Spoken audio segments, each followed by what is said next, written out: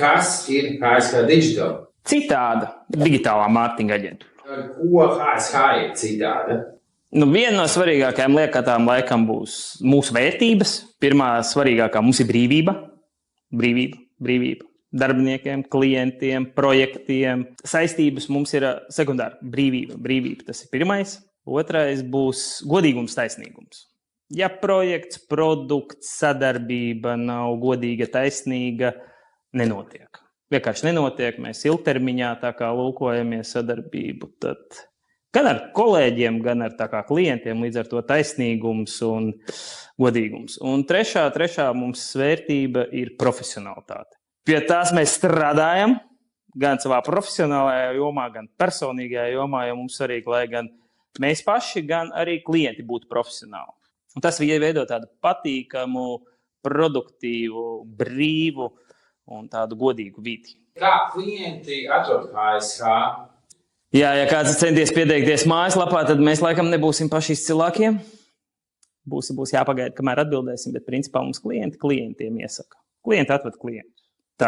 Tāds savs loks un mēnesī ir kaut kāds limits, cik daudz mēs varam iepazīties ar jauniem klientiem, izprast viņu tā kā produktus un principā jā, mums klienti atved klientus un tas tāds to mutes mutē mārketings. Kā tu atrodi darbiniekus tādus arī, kuri iekļauj šajās vērtībās, vai viņi paši atnāk? Jā, tieši tā. Tu jau pareizi atbildēji. Viņi paši atnāk un paliek. Aizvadītā gada laikā tā ir sanācis, kad mēs aktīvi darbojamies sociālajos tīklos, mēs paši esam aktīvi sociālajā vidē un apkārt. Līdz ar to tā vide mums ir izveidota tāda, ka var droši pievienoties, nākt, kādus mēnešus padarboties, redzēt, vai ir kādi talanti vai nav. Varbūt tas mārketings nemazam nav ir bijis mums arī tā, kad atnāk un aiziet, bet pārsvarā tomēr atnāk un paliek, jo saprot, ka tas mārketings ir interesants, dinamisks un ja viņu dara ar prieku, tad var arī mārketings sagādāt prieku.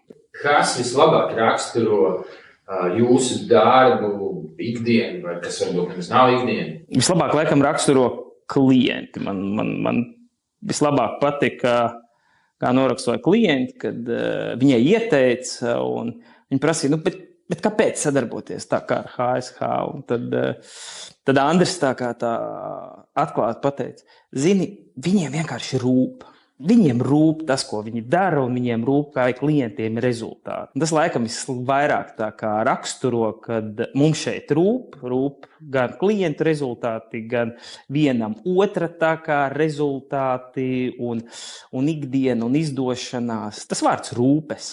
Nevis tā smagajā nozīmē, bet tādā patiesā empātiskajās rūpēs. Tā.